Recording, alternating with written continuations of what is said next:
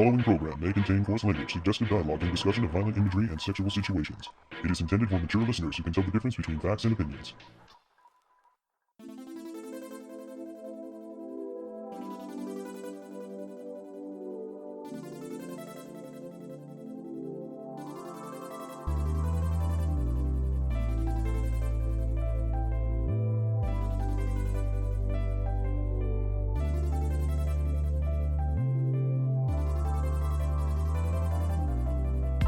We realized we may not have peaked in 2005 on this episode of the Toonami Faithful podcast. I am your host, Sketch, and with me I have... Your co-host, Kuro. I don't know if I've ever peaked. How do you even define that? Everybody's got a different definition. Yeah. But also we have... Hi, it's Streamin' Steven, and I can peak so loud in this stream that you'll see the audio description goes up. Not that kind of peak. And a man who's been to Pike's Peak, Laser Kid. And a man who's not agile enough to come up with a joke at 1 second's notice. Laser's best friend and co-host on the Cybeldub Saints, Archangel. And we have one more special guest. Yes, I am the R Dragon, and I'd like to think I haven't peaked yet. I would hope not.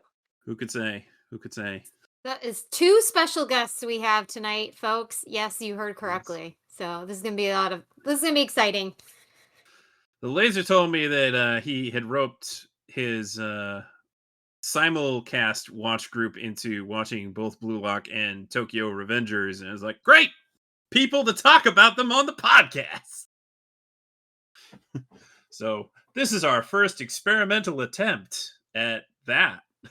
Yeah, you guys have met Ark before, but R Dragon, you may have heard him on the Demon Slayer podcast, or we've had him on Cybeldub Saints, I think, once. So he's done some things before. Well, welcome to the Toonami Faithful podcast proper, R Dragon, and welcome back, Ark. Pleasure. Glad to be here. Well, this week we're going to cover both the first two episodes of Tokyo Revengers, but we also have this past week's episodes of Primal and Blue Lock, so we're going to start with those. And for those, I'm going to be recapping. So, this episode of Primal. Well, we promised an awkward family reunion, and boy, we got it. Yeah, that's the way to put it. In The Dead Cast No Shadow. So Zombie Spear has suddenly appeared in front of Mira and her small team with Abu and Lou, are apparently their names. Oh, I didn't catch that. They immediately start freaking out about the voodoo and start doing all kinds of rituals to ward off the bad voodoo. Oh, yeah, that's going to become a recurring bit. Mira seems to pretty quickly recognize that this is probably Spear, but Fang does not like what she's seeing or smelling. She has a moment where she's like, no, this isn't right. This isn't right, and backs off, and it's tense. And then the babies try to go over to Spear because they think it's Spear, but she's like, no, growls at them. And Mira continues to try to communicate with Spear, but he's trying his best, but he really has a hard time communicating. And it's funny, but it's also really sad. But at times he just starts screaming, and that nobody likes that. Well, which continues to put Fang on edge. And if you thought you were dealing with Spear, there's your first hint that you are. He's screaming. Right. And when Spear sees Fang, he's like, wait, that's the roar I heard. Wait, those are the colors I saw. He's piecing it together little by little. And Mira thinks, okay, what if he can feel the baby? Maybe that'll do something. And at first he puts his hand on her belly, feels the baby, and it's a nice moment. And then he starts screaming at the baby, and that's not okay. That's not okay. What are you doing? This poor unborn child, man. Mira also tries to communicate using drawings, and Spear seems to be looking at the drawing intently, and she walks away and sits with Fang and the baby dinos, and she sees Spear trying to draw something around it, and she's like, oh, maybe he has something to say. No, he just made a bunch of other lines that don't seem to mean anything. He's trying his best, y'all. He's trying his best. So the next morning, they have to continue the hunt to rescue the others from the Androsarchus. Am I saying that right, Kuro? No. No. What is it? Sarcus? If you can, Androsarchus? Andrusarchus. Andrusicus. if you can Yeah. type the name in the stream chat, I can. No, I know what it is. It's just now I'm all self-conscious about it. I was just gonna let you say it wrong. Oh. The Andrew Circus. It's a circus owned by Andrew. It's a kind of primitive boar. Yeah. Huh. Yeah. They're big scary boars that took a bunch of people captive in order to feed their mother, who's very big, scary. You know what's weird is that their place of origin is China. So I don't know where the fuck they are in the series, but that's okay. That's okay. I don't think anybody knows. They're like It traveling into Asian land, I suppose. They've gone very, very Well, far. if we're mixing humans and dinosaurs, we're completely off the end of the map as That's far true. as science We've goes. lost So we've lost a sense of reality quite a long time ago. And world geography has shifted rather dramatically over time. So don't worry about it. Basically, this show has people from all kinds of cultures, from all kinds of eras. So yeah, it's not really. Yeah, don't worry about it. Yep, exactly. So yeah, they're resuming the hunt in the morning, and they go off on their own. But Spear decides to tag along, and Abu and Lou are like, "No, nope, don't like this." And they Bad juju. Spear and Fang eventually fight over a common warthog that they both attempt to hunt. And a heart, not the same kind of warthog we were talking about before, just a different warthog. But then they get attacked by a large group of mandrills, and those kill Abu and Lou and kidnap Mira. So now we chase. We chase. Mira saved by Spear. He kills the large mandrills, uses his body to cushion her fall from the treetops. Mira's very thankful to him about that and fixes up his torn shoulder. Thank you. Somebody can stitch this man up.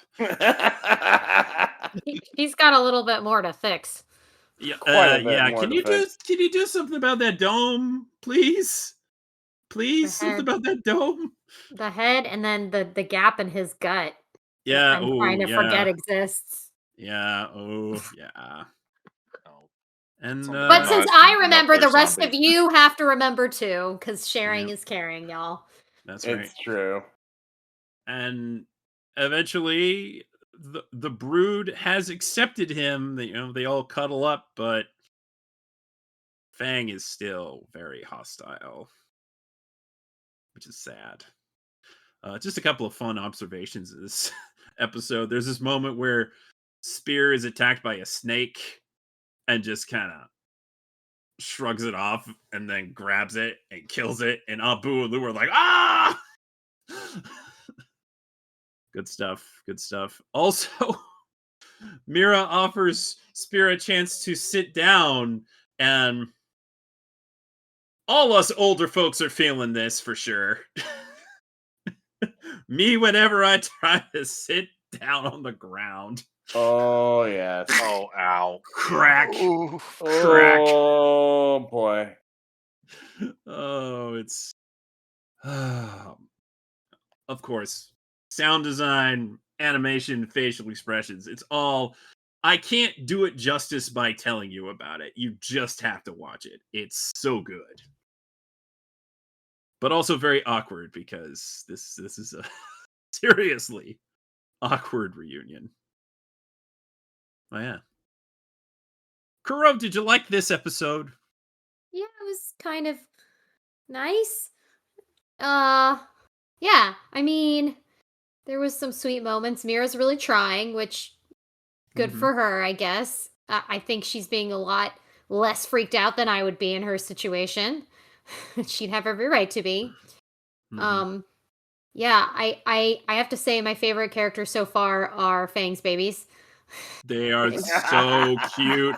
Oh They my are. gosh! Anytime, any kind of I forgot to mention that with the snake. They have so much personality. Mira offers Spear like a roasted bird on a stick, and he's like doesn't even acknowledge it. So she tosses it aside, and the baby dinos go for it immediately. And then later, when Spear kills the snake and tosses it aside, you see the baby dinos go after that. What kind of dinos? Little like T-Rexes ish. Okay, It's like that's a fine. T-Rex or an Allosaurus or adjacent. something like that. Yeah, Yeah. something adjacent to that genus. Yeah, because Fang is a T-Rex, but she mated with a different breed of dinosaur. Okay, so hybrid. Yeah. That's They're probably it was a thing, assuming that they were close enough genetically. Seemingly so. Yeah, there were some nice, tender moments in this one. Steven, what are your thoughts on this episode of Primal? You know what? I liked it. It was heartwarming, and I liked it. Strange. The best people that I thought, the comedic relief, the voodoo dudes, those idiots are like, you can't get in any more trouble. They don't want anything, and it just them, summoning, trying to get a summoning circle started, just getting a flint going. The guy's like already going. They did this plenty of times. And they're like, you know what? We got this covered. And it's like none of it works. And they're the funniest guys on this whole series. They're dead now. Yeah. They're I mean, they're dead. yeah. Because we can't have nice things in Primal. Yeah, There are some nice things in it. I mean, there are nice you can things tell. in Primal occasionally. Baby dinos. Yeah. Look, Baby dinos. I don't think Gendy's cruel enough to take away the baby dinos from us. They already took one of them before it was born. Oh, you're right. Oh, There were 3. Oh, painful memories. Oh, I repressed it. Mm-hmm. So it's like Game of Thrones. Nobody's immune. Nice. Yes, Almost, yeah. This show is very unforgiving. You could say that it was almost like a Marvel comic where the 3 people that are supposed to stay dead, Aunt May, not Aunt May, Uncle Ben, Gwen Stacy, and now it was Fang, and now it was Spear, but you can't do that anymore with Spear since he's alive now. Yeah. And then Spear was a zombie. Yes. Yeah, but he's not like Okay. he feels like a not quite traditional zombie. No, he feels pain he's- at times. Yeah, he does. There's something going on with the way he was resurrected, as it were. Mm-hmm. That spell must have not been for like total zombieism. There was like, just wake up, dude, and like get some of your spirit back. See, I never heard, folks, I never heard of this show before, like 5 minutes before we started. So I'm sitting here trying to imagine based on what everybody's saying, and my brain is just locking up. No, yeah, I'll because show it to you this show sometime. is like, yeah. I'll show it to you Somebody sometime. say lock. No, Oh, we're I'm not good. there yet. I Here we prefer the go. weird Oh, nonsense my brain's boy. come up with. It's amazing. Yeah. We will move on to Blue Lock, but first, any additional thoughts, Laser? I really like the parallels. Fang and Spear yelling at each other, hunting aggressively against each other. We're replaying season 1 in a lot of ways, and I think that's a really interesting way of going at it. It's in a lot of ways he's kind of the same guy he was. He doesn't even know why he's with them. It's just Spear can't let things go. He's the curious guy who looks at things and goes, what's that? And he still is.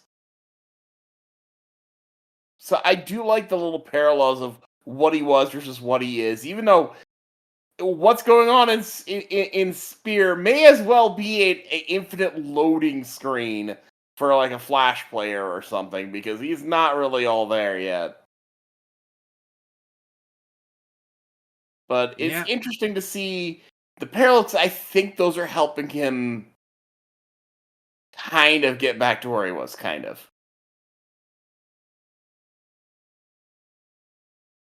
But yeah, that's.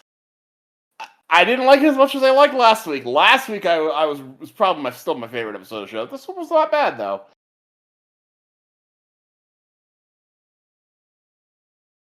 I think this is the best episode thus far this season. I feel like that's kind of not a high bar. It's not. Most of the season is spear butt. Why? Literally. Why even, like, I don't understand what the point of this direction is. Like, the end of the last season with, a shot of presumably Spear's daughter, and she's feisty, and she's going on her own adventures with the kids. So, like, why not just pick it up there and then just have a bunch of random adventures that she goes on or whatever? Like, why even do all of this? That is a fair question. I don't want to question Gendy because he's the genius and all, but what the fuck, man? I need an explanation about what your intentions are. I also need an explanation why my Twitch stream is acting up. I don't have any answers on. Yeah, I don't have any answers on the Twitch stream, but I do have some answers on why Gennady, why he resurrected Spear. He said, hold on, said, quote, he did not think he would do that. He thought he would go in a different direction, but then someone presented him a different type of story, and he said, how could that work with Primal? And so I assume some type of like resurrection type story and everything, because he was like against it, but now he said that it worked well, and he goes, it will be a surprise of where it's going. I believe that 100% that it'll be a surprise. Because everything is a surprise. Everything thus far has been a surprise. To be sure. You know who else was surprised? Akira, when he got that ball kicked in his face. You know how I know this is accurate about soccer is because they're all a bunch of little drama queens. Oh my god. Yeah, I am old enough to remember before FIFA kind of put a lid on that, because it used to be really ridiculous. Yeah. I don't doubt it. And I don't watch a lot of sports, let alone watch a lot of soccer. But the one match I did watch, there was a guy who they were taking him off the field. He was pretending to die, and then right before going into the tunnel, he pops up, and the crowd goes wild. It's just, and I'm sitting there like at 6 years old, going, "What is this?" Oh, wow. Somebody was a drama kid and decided to pivot to sports. No, according to my dad, this was normal at the time. I don't know, but Normal. Normal in soccer. Not this. yeah. Well, I mean, we're the odd ones out as Americans, so I don't judge. Good point. Good point. All right. So I have way more notes for this episode of Blue Lock than I had for the first. So there's a lot that needs to be explained. So Henri Terre is a fresh face in the Japanese football union, and she's proposing this radical Blue Lock plan to the Japanese football union. And one of the special advisors asked her kind of point blank, I mean, why should we care about winning the World Cup? We already make lots of money. And Henri exclaims, there's only one man capable of breaking down these players and forging a path to victory. Jinpachi Ego. In the aftermath of the tag game, a somewhat delirious Akira asks Isagi what happened, and Isagi, coming off of the high, says it was all a blur, man. I don't. It all happened so fast. Ego chimes in and tells Akira he's been disqualified, and Akira takes that personally, refusing to acknowledge that the game of tag is any indication of his skill.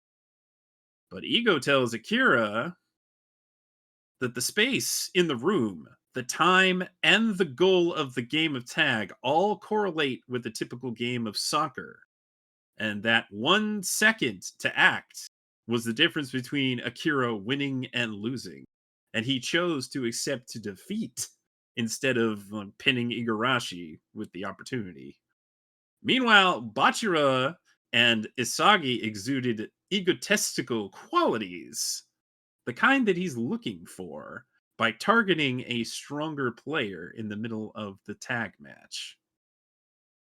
Akira leaves furiously as he's been locked off, declaring to Isagi that it isn't right, man. You know it's not right. And Isagi realizes he just ended Akira's whole career and wonders why he feels so excited after doing that. Probably because Akira's a stupid face. Who cares about that guy? But Isagi's still trying to figure out what happened, and he decides to ask Bachira why he even passed the ball to him, and Bachira's like, I believed you would kick it. And Igarashi is like, man, this is ridiculous. And Ego says, he has a point. It is ridiculous, but that's the world of win or lose. He asks the remaining participants how they feel to have their careers put on the line for the first time. Does it scare them, excite them? Every time they feel that rush, it will increase their egos. There's an interesting visual, I'd say, with the participants getting locked by collars and chains attached to them as he's going through his whole spiel. I don't know. I kind of wonder how that looked in the manga. And Ego tells the participants to look around them. They'll work together and occasionally against each other as Blue Lock Team Z. Because of course it's Team Z. Of course. It's the Z team. They're back. Close enough. I mean, there's a bald guy and a spiky, actually quite a few spiky haired guys. So it is the Z fighters. Yeah. Which one's Yamcha? Which one's the weakest? Well, that's the bald guy. Oh god. In the training facility, Isagi and Igarashi both realize they are way out by the other. Isagi's like, wow, even the really chill guy's super athletic. I'm in trouble. I'm in danger. And the rankings are what decide what side dish you receive with your miso soup and rice. Isagi gets natto, while Igarashi only gets pickled radish. And another guy, who's much better than them, gets some dumplings, and they're stolen. And Igarashi's like, "Well, protect your food!" And Isagi's like, "Nah, man, nobody wants food." I appreciate the levity. Also, Team Z's sleeping chamber, as was tweeted out on Toonami Faithful's Twitter, is pretty shabby. Pretty shabby. Just futons, blankets, and pillows on the floor. And in typical fashion, Igarashi's all sprawled out it's next to basically Isagi. an indoor soccer field with some stuff on the side and an attached bathroom, right? Like I think all the teams are. I think all the teams are in similar quarters. It's very strange. Similar, but increasingly better depending on where your team ranks. And there's actually, as explained in the short, there's several rooms. Like the bathroom is a separate thing, and there's a changing room, and there's a training facility, and then there's the sleeping quarters. I think, do they really have all their own cafeterias? That seems excessive. Did you see how much money they spent on this thing? Yeah, seriously. It's a ridiculously expensive facility. And how is he like talking to everyone simultaneously? Like he must have things happening on like different times, because there's no way totally. he's able to. Man, that or he's focusing a lot of his attention on the end of the pack because he thinks they're the most interesting. That's entirely possible. I mean, maybe. And of course, the evergreen explanation of "shut up." Right? Yeah, of course. Of course. Yeah. So Isagi can't sleep because he's way too freaked out about getting kicked out if he doesn't improve. And he finds Bakura in the hallway, and Bakura's like, "Hey, let's go train." Or rather, he's like, "Are you going to train? I want to come too." And as they're training, Isagi is again asking Bakura why he even kicked the ball at him, knowing that if he hadn't kicked the ball at anybody else, or if he had dodged it, then Bakura would have lost. But he says, "I guess it's because I have a monster in me." Oh, what's that mean? Well, Bakura. That means you need to be explains. medicated, friend. Here. That boy is cray-cray. Bakura says, whenever he plays soccer, the monster talks to him and tells him not to pass the ball to his teammates. But this time the monster told him to pass the ball to Usagi. I said it wrong. Isagi. I did the Paul thing. At least I'm not calling him Isagi. Oh gosh. I didn't either, but I was cringing. Well, I think the takeaway for this character is that he hears voices in his head. They counsel him. They understand. You stole my closing line, Archangel. Dang, I was going to do that. I was going to sing that. You should have told me. I was trying to figure out how I was going to do it still. The visualization of the monster feels very My Hero Academia to me. It does. It's like, it looks like something straight out of My Hero Academia. Also kind of looks like Groot. Like, kind of. A little bit, yeah. This is all brown. His monster is brown. Maybe Isagi's is blue. I'm going to start calling him Yoichi. It's way easier. That's his name, right? Yeah. And is it Bakura? Bachira? I mean, are we playing bocce ball here? I swear they call your him... droid speak bocce? I think they said Bachira, but I just want to say Bakura. I don't know. The sleepy guy. The weird guy. The monster guy. He has many nicknames. He's very interesting, though. He's a very fun character. But yeah, he says, the reason why I passed it this time is because there's a monster in you. And even though Yoichi admits that what he's saying sounds like nonsense, it's still kind of stoking his flames. So they resume training, and Yoichi's getting in the zone when an announcement over the intercom interrupts them. So do they train all night or what? What? I don't. Are they making this announcement in the middle of the night? Apparently, they must be. I mean, there's probably no real sense of time inside this building. You're not getting proper sunlight. That's not healthy. It's not healthy for growing soccer players. Soccer players' egos don't need sunlight, apparently. Yeah, no, not to grow. Not to grow. Yeah. So the results of the fitness tests have adjusted everyone's rankings. And at first, Igarashi's like, yeah, I've moved up 25 spots. And then Ego's like, oh, actually, every team that had that test, one person dropped out. So that means 25 players are gone. And he's like, oh, man, I'm still dead last. Poor guy. It's not that easy.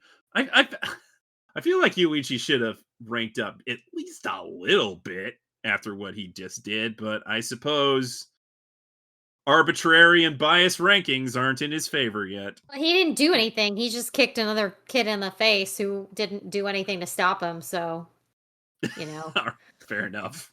Yeah. It doesn't really prove anything, I suppose. Other than he's got the drive. He got that dog in him. He's got the touch. It's he got that dog in him, but right now it's kind of a little chihuahua. That expression before. It wants Taco Bell. It wants a better side dish. It does. Whatever it is. Speaking of which, Ego explains that if Team Z wants better food and better facilities, because naturally they're like, hey, how can we possibly improve with crappy food and crappy facilities? And like, well, just get better. Sounds like a skill issue. Yeah, get good, scrub. That skill issue is kind of the whole description of this whole show. Yes, it is. So in case you were thinking this show would only focus on people inside of this building, no. Meanwhile, Sai Itoshi, a genius midfielder who's been playing overseas, balks at an interviewer's suggestion that he would maybe play in the Japanese domestic league. He says he'd rather play with German university players because Japan's league is a joke. And also says that there isn't a forward in Japan worthy of his passes. Boy, this guy's got to go. But Sai walks in on a press conference for the Blue Lock program, and reporters are asking, quite reasonably, if sacrificing the futures of 299 players is really worth it. And Henri speaks up, yeah, why shouldn't we? Don't you want to see the birth of Japan's soccer hero? Don't you want to win a World Cup? Don't you want to move forward? Ego continues to explain that there will be a selection and there will be a type of 5-team round robin, and only the top 2 teams will be moving on. And immediately, Team Z bickers about who's going to play forward because they're all forwards. And Ego's like, "That is an issue." Ego's like, don't you know? Soccer was originally all about scoring. Boy, I'd like to see that game of soccer because ain't nobody scoring these days. Well, I mean, I think we're about to, but yeah. The general idea that both he and Henri are trying to preach, let's just call it what it is, they're preaching that you have to forget all of the conventional wisdom you have about soccer and start over from zero. Gotta create soccer from zero. Oh. Soccer re-zero? Yes. So, as Ego's explaining things to the participants, Henri continues attempting to convince the press, saying that their shared dream of playing in the World Cup was nice and all, but now we gotta dream bigger. And in tandem with Ego, declares that they don't need teamwork, they need a solitary hero. And they finish their speeches simultaneously, and Henri basically drops the mic and then walks off. The press is outraged, but Sai, that player from overseas, who's actually from Japan, tells his assistant, cancel his flight back to Spain so he can see what kind of ridiculous forward emerges from this firsthand. And in the mid-credits, we get the first glimpse at Team X. And then there's the short, where Isagi and Bachira, after training, are like, where's our room? I can't find our room. No, that's not right. That's the bathroom. I told you that's the bathroom. And then they're like, the monster inside is telling me, must pee now!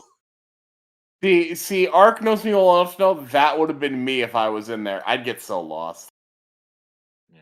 And the most important thing is to know where the bathroom is. That is very important. When you gotta go, you gotta go. So yeah, everybody's crazy in this show. Mhm. Beautifully so. And it's kind of great. It is kind of great. Boy. Oh God.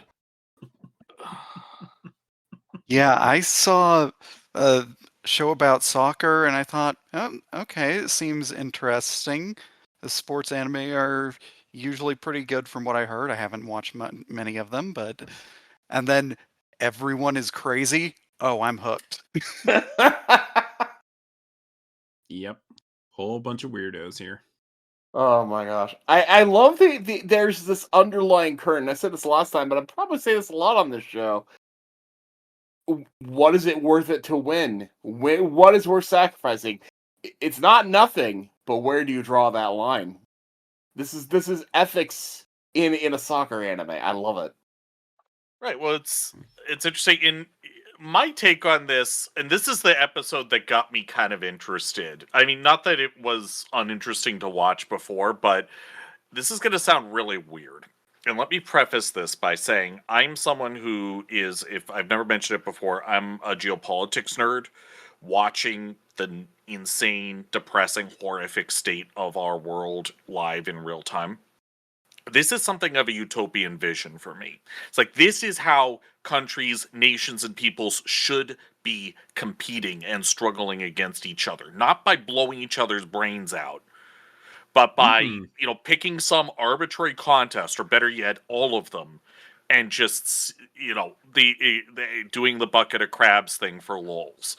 And to me, this is someone who's saying, let's just upend the apple cart and make our nation the best in this fundamentally peaceful way. Because, correct me if I'm wrong, any of these boys can walk out of Blue Lock anytime they like, right? Well, I'm pretty sure that it hasn't been stated, but I'm pretty sure they're free to leave whenever they want. They're free to leave, but if they volunteered to participate and then they leave, they're never allowed to be on the national Japanese soccer team. True, but they went into that knowing what they're doing, what they're, at least in that respect, what they're getting into. So it's like nobody's being tortured. We're not doing, was it Uday or Kusei Hussein who did their Olympic team and all that nonsense for Iraq back in the day. But anyway, we're not torturing people per se. We're pressure cookering them, but we're not torturing them exactly. And we're trying to produce the ultimate warrior, so to speak. And that's just as an alternative to the bullshit way that we kind of do things right now in real life. That's very appealing to me. It's almost a throwback to that aspect of the Cold War. If you've ever seen Miracle, for example, that aspect of the Cold War, which was one of the healthier aspects of it. Ark, I'm gonna have to show you G Gundam now. Yeah, you have. And yeah, that still involves violence, but constrained. And, again, that is something of a utopian vision. That's kind of the point of that show. And so that's why I'm interested in, what this is in these, the crazy adults more than the crazy kids. And I also just want to say, you probably pointed this out last week, but I wasn't here. But I can't get over Dr. Ego. He is hilarious, and his name is so on the nose. It's just like slow clap every time I hear it, because it's just you are you serious? You really I absolutely love Derek Snow's performance. He's also good. yes. Oh my god, yes. yeah. if this was a new show, he'd be up for an award in our seasonal awards. He makes the show for me. I'm not gonna. I would have switched out mentally in the first episode if it wasn't for him. He is my favorite character by far. Understandable. So yeah, that's my take on it. Kuro, is this episode winning you over some? They're all really whiny. Yes, it's true. Is this It's like a true. teenage boy thing, or is this a soccer player thing? Because they're all pretty whiny. Like, grow up, dude. Come on. Both. Come Did on. you just like not My- talk to the boys in high school, Kuro? The girls in my hockey team were tougher than these bitches, okay? Field hockey, by the way. So yeah, let me. I can't believe you just kicked that ball at me, man! Don't you? Yeah, Yeah. something. I don't think it was the. I don't think it was the pain that got him. It was the insult. It's like you picked me. How Me, dare the you? future of Japan's soccer. Exactly. was he exactly. not- That was Was his. he not That paying was his attention? angle. He was given literally all the cues that this was going to happen. So, like, Mhm. for him to complain about it after literally being told this is going to happen, like, Oh. okay, come on. Sketch. We And- found our People are Yamcha. like It's him. He's Yeah, the people are like Yamcha. this. Yeah, but Yep. he's already. Oh, it's Yes. Yamcha died. Yeah. Cadaverific. It's Yamcha. We found him. Yep. I also have to say, I mean, yeah, they're doing a good job of making the drama really intense. Like they ended the episode with this like walkout of these dark aura soccer players, and presumably it's going to be really tough, but they're going to win, or else that would be the end of the whole series, I suppose. Yeah. I mean, I'm Best kind of 5 of. round robin. I think the best description I have, my reaction thus far is I'm amused, but also I'm side-eyeing all of this, and I can't tell if this is all done like tongue-in-cheek, if they're purposefully making the characters behave this way, you know, so we can laugh at them, or if this is actually like that's their characterization. Like so far, the most likable character is probably schizophrenic. So that's just my opinion. I'd say there's the element of He's not schizophrenic. He just has a layer monster inside him. Sure. Yeah. Yeah, I'd say there's certainly an element of self-awareness to it, but I'd say it's partly that and partly dead serious, and that's Yeah. what makes it. It's Yep. It totally believes its own camp, bullshit. the camp factor. Yeah. Yeah, okay. Cool. They all need like a mommy apparently because they're all acting like a bunch of babies. Well, I mean, Wanted to win the game. Of There's- Oh, we don't get soccer. good food. How come he took my wonton? Meh. Grow up. Grow up, all Grow of up. you. For Grow up. children. Oh yeah. And that's how I feel about that. Well, I mean, there seems to be only one woman present in this whole story, and she's a baddie. I like her so much. She is Oh, great. She's She's great. like desperately pleading for this room full of mansplainers to like listen to her, and I'm just like, girl, like they don't. You're already losing points. They're not listening to you. Just go do what you want to do. Stop trying to convince I mean, people. I Yeah, think she's- she is. She's not pleading. She's telling. Yeah. Yep. Pretty much. I mean, it's already in motion. Yeah. I felt for her though. Mm-hmm. Yeah, well, I mean, that speech she gave was basically, fuck you guys, I do what I want, or we do what we want, me and the doctor, and we've already got the money, so meh. Yeah. That was kind of what my takeaway from her little outburst. It was great. Really gotta wonder where the money came from. That's my question. Who's That paying is a for all of this? fantastic question. Who's paying for all of this? The Japanese soccer establishment, I guess. They sold. Think about how often major organizations, corporations in particular, go off on something weird because they convinced enough of the people in charge that it was a good idea. These things happen. Oh, I know. It's the money they're not paying the women's teams. The not equal pay they're pouring into making their own asshole striker. I got it now. Sounds about right, actually. This might this is pretty realistic. Damn. Yeah. Sorry, did I unload too much like latent feminism on you? I apologize, but I really don't. I'm just like serious. Unless I the would financial never realities watch of this. And life why are does not hey changed. why doesn't Henri want to want the girls' team to win? I don't know. I mean, if soccer's anything like hockey, the girls' team would be more interesting to watch and much more vicious. There actually is a girls hockey team anime.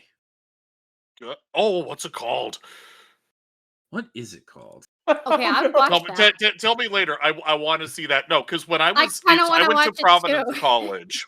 I went to Providence College, which, if you know anything about college hockey, is a reasonably good hockey power. I don't know what it's like right now, but when I was there, the boys' team sucked. And the girls' team was kicking all sorts of ass, but still everyone was going to the boys' games for some stupid reason. I'm at the girls' games because the tickets were free. Where I live, I got the title. Field hockey was a really big deal. It's like Pride that of was the Orange. big sport. Pride of Orange. Vicious. Yeah. Pride of Orange or Pura Ore. Okay, noted. Yeah. Yeah. It got dubbed. So yeah, because looks like that is a Crunchyroll. Mm-hmm. Okay, I know what I'm putting doing that on my later tonight. That's going on my wish list or watch list. Yeah, because overall, and correct me if I'm wrong about this, Kuro, and I don't know about field hockey, but with ice hockey, women's tends to be much more technical, but much less, slamming people into the boards. Oh, so yeah. it's more interesting. Pride of Orange is also an idol show. No, it's no. not. Okay. I mean, oh God. The girls will get in your face, but like the skill level is pretty high. The athleticism is pretty high, and it's extremely competitive. Yeah, there's it's less of a brawl and more of a martial arts tournament, if that makes sense. But in any case, you asked me my opinion. I'm sorry if I offended anyone. But no, yeah. No, it was interesting viewpoint, and also not wrong. No, thank you. Not wrong. Not wrong. I mean, I'm just gonna say it. Is there like a national women's team for soccer in Japan? There has to be. I would hope so. Let me find out. Yes, the true answer to all questions. Google. Yeah, there is. They have a match coming up in March. There has to be. And the fact that you didn't even know that just speaks volumes. Not that it's not on you. I'm saying that the fact that is not advertised is just, they've been around since 1981. That's as old as me. In fairness, I don't really pay attention to football, much less Japanese football. No, I'm right there with you. I don't care for sports generally, but yeah. But I did have to I think there's a team, but boy, it's real bad if there isn't. Yeah, there's a women's equivalent of just about everything except American football, and there's been experiments with that. So. Well, yeah. Steven, any thoughts on Blue Lock episode 2? Yeah, man, I don't know what this show is about, but it's fun to watch. They're like every single character is destroying each other. It's like a game of Survivor. Yep. It's stupid, and it's a soccer themed battle royale where like hormonal teens just scream at each other about devouring each other and forming some weird toxic codependent relationship, like as they watch some mad scientists go in and say he's going to like create, the perfect soccer player. And it's like, dude, I don't know what the guy was on who created this thing, but man, he must have been really into soccer to do something like this. But You know who's not really into soccer? Me. I don't know I'm if you into- noticed. I'm into playing soccer, or at least I used to be. I'm not so much into watching it. But I'll watch this because it's bizarre and weird and crazy. And I love the philosophical underpinnings of, eventually one of them is either going to go all in on this, or they're going to go, oh, what have we done? And either way, it's interesting. Yeah, it's going to be fun to watch the train wreck this show is. That's exactly how I feel about it, yes. It's like we're heading towards a crash, and we see it. We see it coming up, and it's like, you know what? Just sit there with some popcorn and watch it because it's going to be fun. Yeah, like Dr. all of these Ego kids has shades of Tyler Durden in that one scene where they crash the car about him. Let's do this and see what happens. It's another thing that I thought of while watching this, and I'm live tweeting it as well, but I'm watching it. I'm like, is this show made for women? Because No. I mean, there's a lot of hot boys in there that are like taking their shirts off and like everything is all muscly and defined and all that stuff. I'm like, there are a lot of ladies that watch soccer. No, it's this No. show is not made for women. I Okay. promise. I don't. I'm very vocal if I find somebody. Come on, Kuro. attractive. Don't speak for all women. Fair Look, enough. you shouldn't find these guys Okay, attractive. so They're the real teenagers. question is it made for girls? Yeah. No, opposed it's to a women. shonen.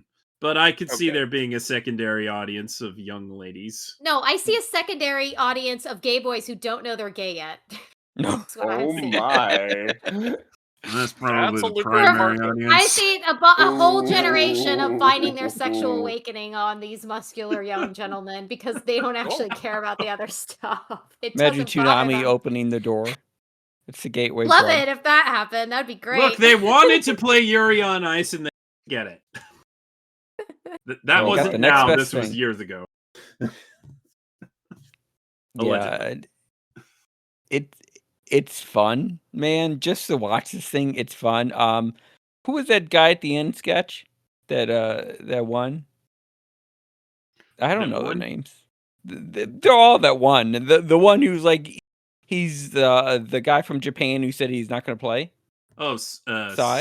Sai. Yeah, Sai's like, Sai's like that. Sai's like that. What is it? That Rick and Morty meme where Morty's like, he goes, "I'm in," and he's like, he just sees them all on there. Son of a bitch, I'm in. Yep. He goes, "I'm in." He goes, "Let me in the doors."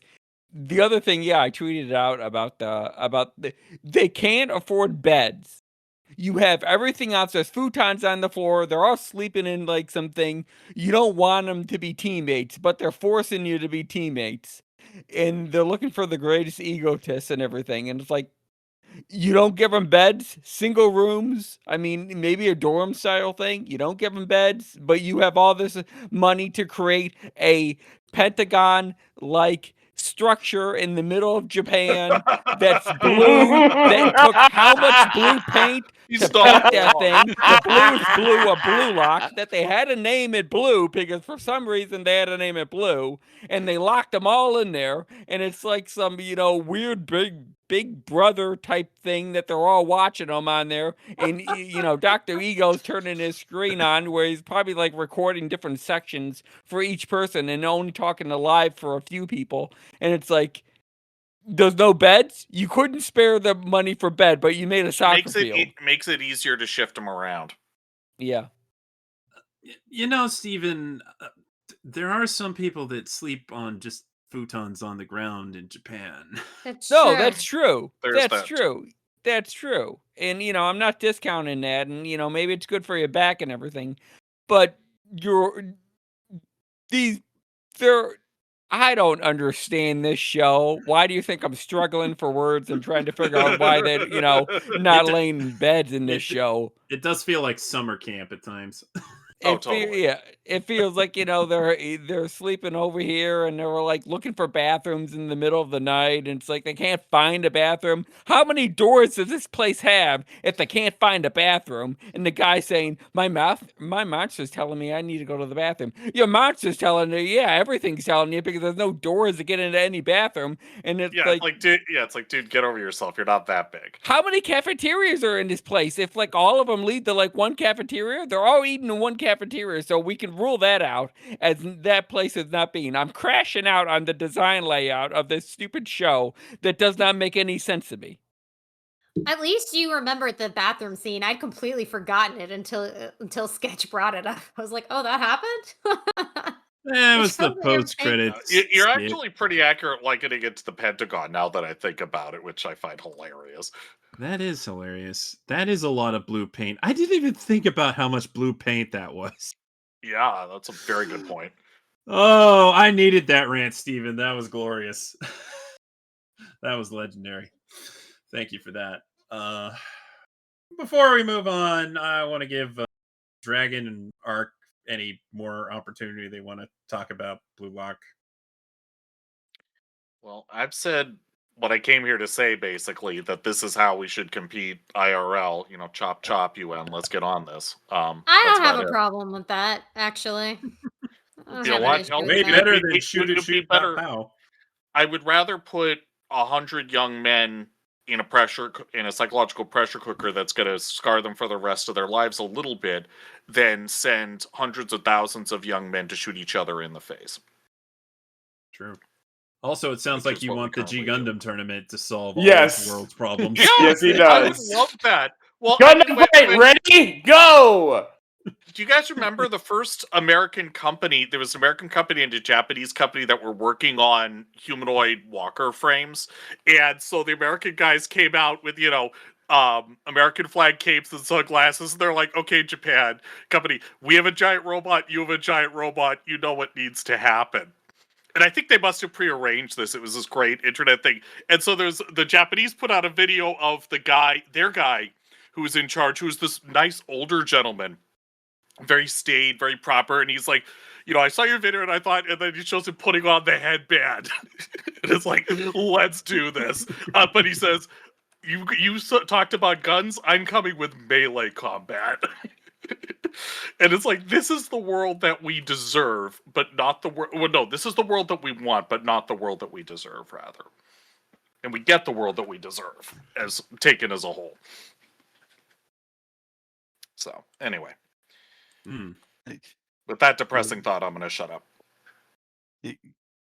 So yeah, I'm really liking this show. I find it absolutely fascinating. Like, it's seeing these guys just shut up in this facility, and which just seems designed to make them even crazier. This is the weirdest social experiment I've ever seen. Yeah, that about sums it up. But darn if it isn't entertaining. It has a magnetism to it. Certainly does. Can't wait to see the monsters come out. Yeah, I don't know if I get it, but I can't stop watching.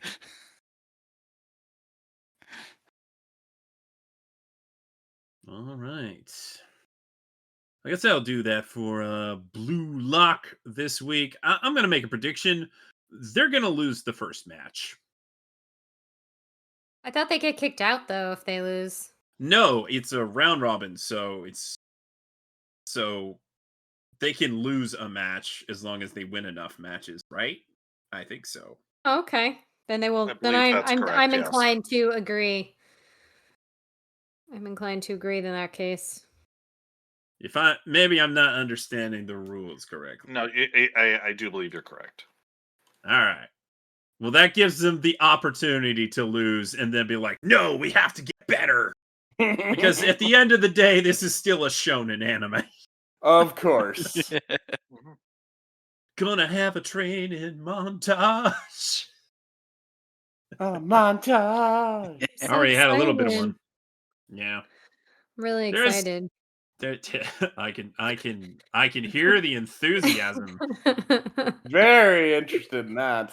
Mm-hmm. Yeah. So there's a lot of characters that have been introduced, and they had their names flashed on screen. But heck, if I remember. If you're still here to quote abridged a la carte, if you're still here in 2 weeks, I might learn your name. Yes, that is the energy that I'm bringing. Until then, you're spare blood. That's right. That's right. Thank you, Helsing Abridged. I've been going on enthusiastic walks lately. Very enthusiastic walks. Haven't killed Good for anybody you. on them though yet. Good for you, Sketch. That's good. Well, what are you Good. doing? Get going. I'm certainly not going to do it while in uniform. All right. Time to move on to the first 2 episodes of Tokyo Revengers. So I pass it over to Kuro. Yes. Yes, episode 1. So the year we learn is 2017, which normally that wouldn't be relevant, but it is because this involves time travel, spoiler alert. We meet Takemichi Hanagaki, who is watching the news and learns that his middle school ex-girlfriend Hinata Tachibana and her younger brother Naoto have been murdered by a gang called the Tokyo Manji Gang, which is the result of some escalating gang violence in the area. Takemichi is sad, and then he goes on to his day, which sucks. His life is pretty miserable. He's hassled at work. He's bullied by some children who then frame him for keying a car, and he lives in a crappy apartment. So while he's waiting for the train home and musing over his miserable life, he's pushed onto the train tracks by an unknown person. And as the lights are coming at him, he reflects briefly that he peaked in middle school. But then suddenly he realizes that he is actually there. He has traveled back 12 years into the past and finds himself on the train along with his 4 childhood friends, and that he also has this super cringe hairstyle, which is blonde and super gelled. Oh man, remember the hair gel? Ooh. Oof. That takes me back. The boys seem to think that Takemichi's cousin is some bigwig third year, and that they'll have some kind of social protection. And so they resolve to go start a fight with the second years at Shibuya Middle School, because they're boys and they think, like, we have nothing better to do. We need to posture. And this is why you put your children in sports, kids. In any case, or buy them a WoW subscription. Takemichi has... It's actually, you watch him in real time, realizing that his friends are idiots. Later, the boys are hanging out at a park after unable to find any second years to get into trouble with, and they get confronted by a group of 30 years. And they learn at that moment that Masaru, who is Takemichi's cousin, isn't actually the big bad that he claimed. He was just posturing to impress the younger boys. And so they unfortunately get very badly beaten up by the guys, and then told that they're now soldiers in the Tokyo Manji Gang.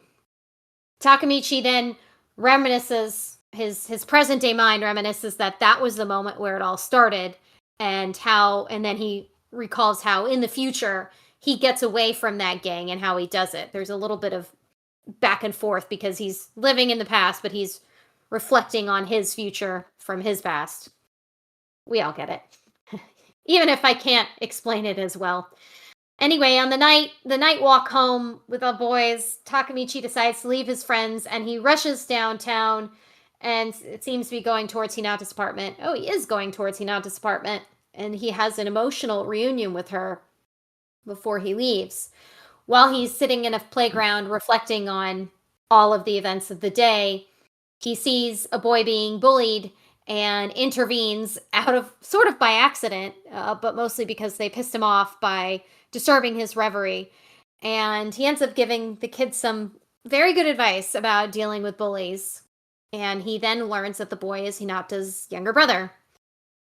While sitting with him in the playground talking for a bit, Takamichi ends up revealing his future, including that he's taken a trip back in time, and he tells him about his and Hinata's impending deaths, making sure he remembers the date, July 1st, 2017, hoping that he can save his sister's life. Just as they shake hands, Takamichi returns to the present and wakes up in the hospital. At that point, he learns that Naoto has saved him, and in essence has created a time paradox where Naoto is alive and is actually a police detective. Unfortunately, Hinata is still dead. Naoto wasn't able to save her, and so he needs Takamichi's help. And on to episode 2. After leaving the hospital, Naoto takes Takamichi back to his office where he briefs him on the activity of the Tokyo Manji game, including a very gruesome murder of his predecessor. Naoto wants Takamichi to go back in time to prevent his sister from being killed. He says he needs to make sure that 2 figures, Manjiro Sano and Teta Kizaki, don't meet. And he thinks that the way that they travel through time is by shaking hands, making a connection between what happened in the past. He says that Sano and Kizaki met 12 years prior on the day August 12th. So he has presumably until July, when present day is, and when he'll go back until August 12th to prevent this meeting. Takamichi then travels back in time and finds himself in the middle of a fight. Basically, this is the middle school slave version of Fight Club, and this bully, Kiyomasa, is forcing him to fight so he can make money off bets. And after this all goes terribly wrong, Takamichi decides that this is the right time, and he quite boldly outright asks to meet one of the gang leaders, and then he earns himself a second beating with a bat, and we learn that Kiyomasa's a psychopath. At the ripe age of 13? Takamichi, yeah, I mean, how old are these kids? They're middle school, so that's 13, right? 12. Yeah, well, I mean, psychopaths Plausible for are people I know. sadly they're born, not made. It's sociopaths that are made. Yeah, as yes, far as I thank know. you for the explanation. I'm just trying to figure out how old they are. Oh yeah, no, I Takamichi- thought we were going, how is he like that as a kid? I'm like, No, unfortunately. I'm just trying to figure out how old they are. Oh god, yeah, because they're high it's school kids. deceptive because of the animation. So anyway, Takamichi shows up at Hinata's apartment, and he's attempting to shake hands again with Naoto and go back to the present, but he runs into Hinata instead. She admonishes him for fighting, but also expresses that she wants to protect him from whoever is beating him up, and she seems quite sweet. It's very nice to see more of this girl and have her not just be a plot device. He ends up realizing that he is just running away again and resolves to try to make things right. So the next day at school, he's with his friends, and they discuss how one of the boys, Takuya, will be the next one to fight in the fight club. But Takuya is frail, and they're all worried for him, so they ask Takamichi to intervene. Takuya then tells the boys that he can win this fight, and I still don't understand why no one is telling any adult this is happening. Whatever. As at the fight, where still no adult is intervening, Takamichi, before they can Expect the police begin, to show up. Or yeah, they knock anything. Takamichi intervenes.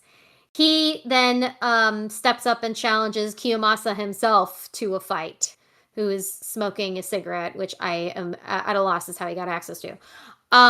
Yeah, so putting aside all the snark, I feel like these are some really deep and dark themes with some interesting time travel elements. It's a little, there's some familiar territory here.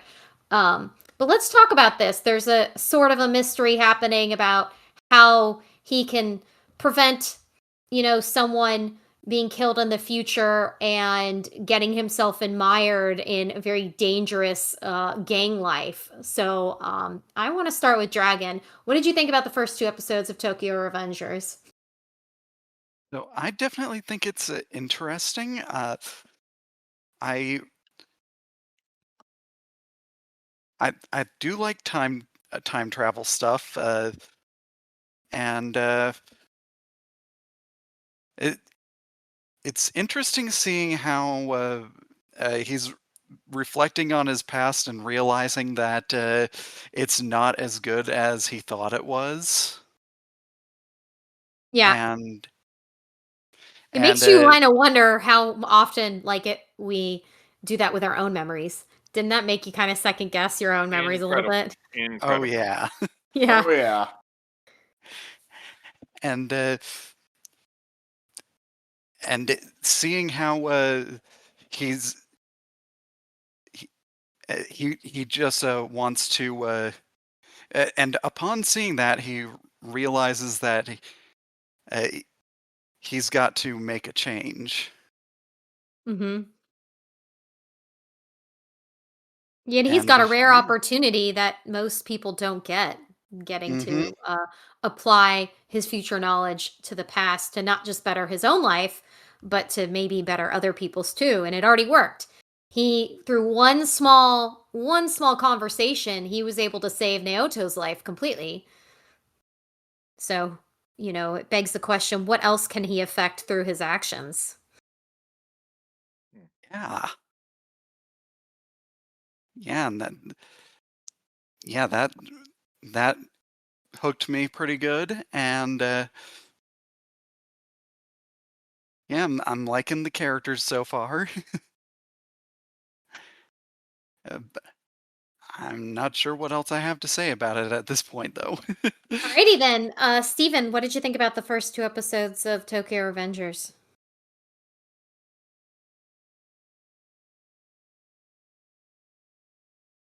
Steven.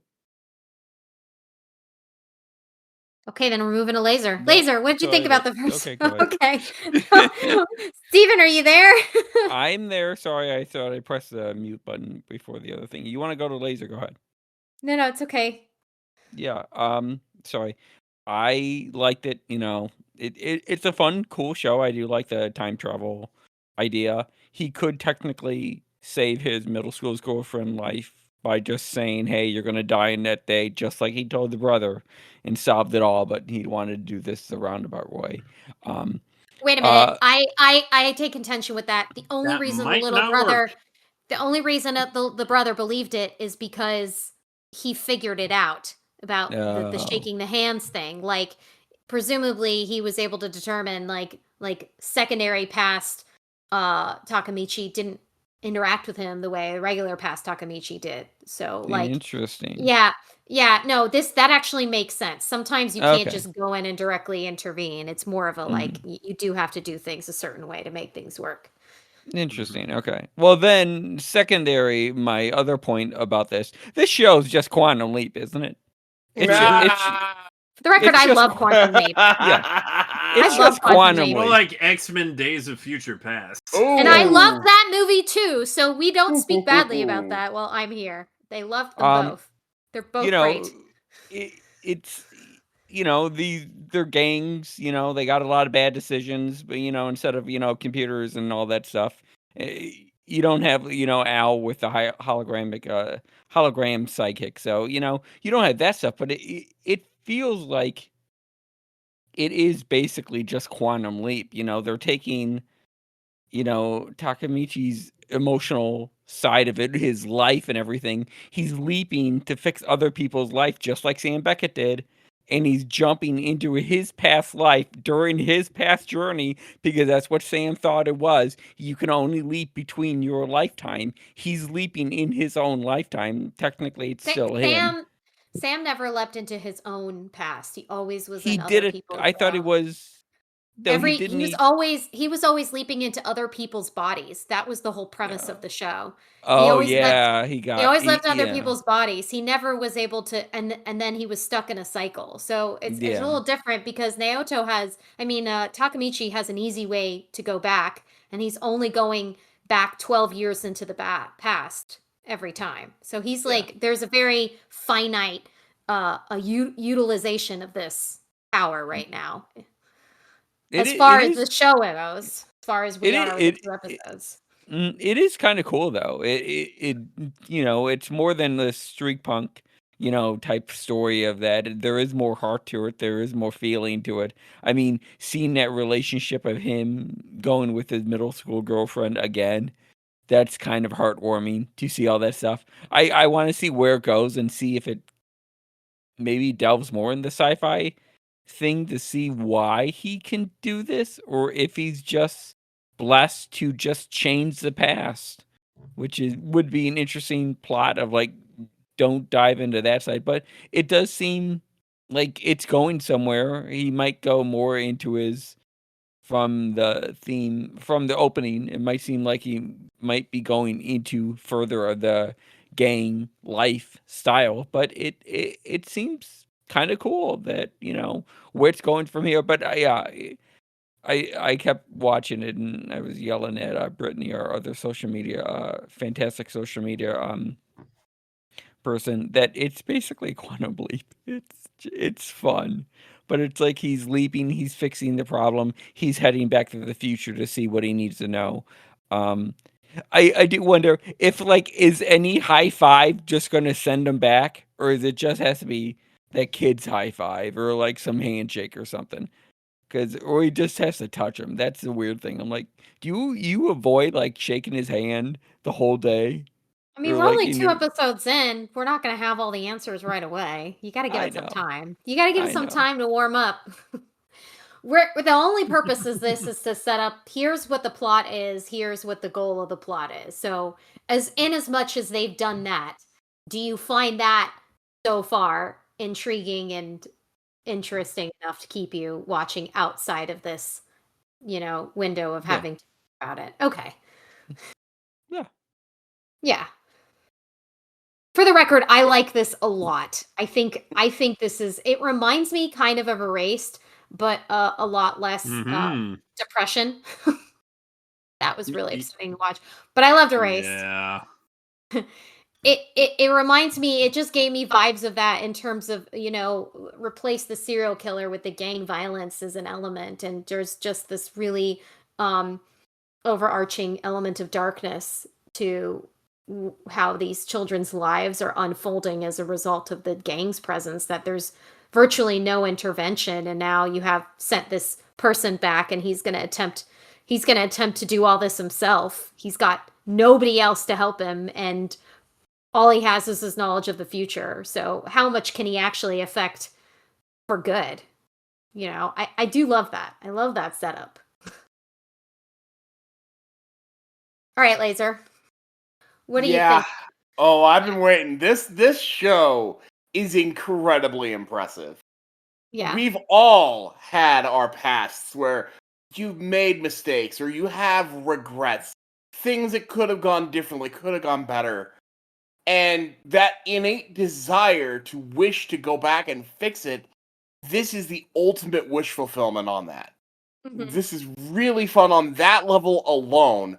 But we've got, I assume most of us haven't had, our friends killed, so this is a little more extreme.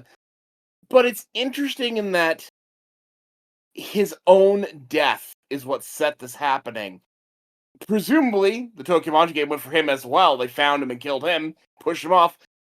For once, Truck Coon Ooh, didn't that's send a him good into a theory. fantasy world. Yeah, right. I mean, That that's my wasn't assumption. it's not Truck Coon, it's Train Coon, it's Train Coon, and Train Coon sent you to Gantz.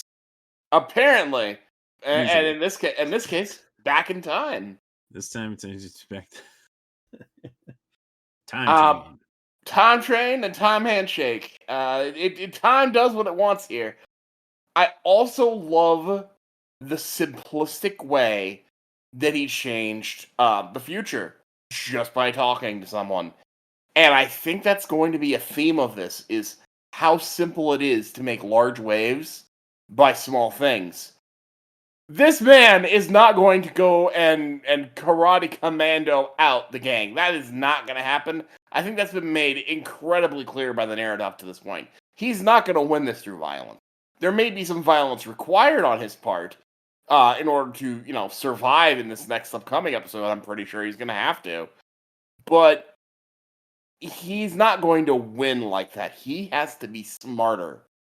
He has to use the influence he can, what little influence he can, to push things in the right direction. And that goes to your point of he can't just tell her.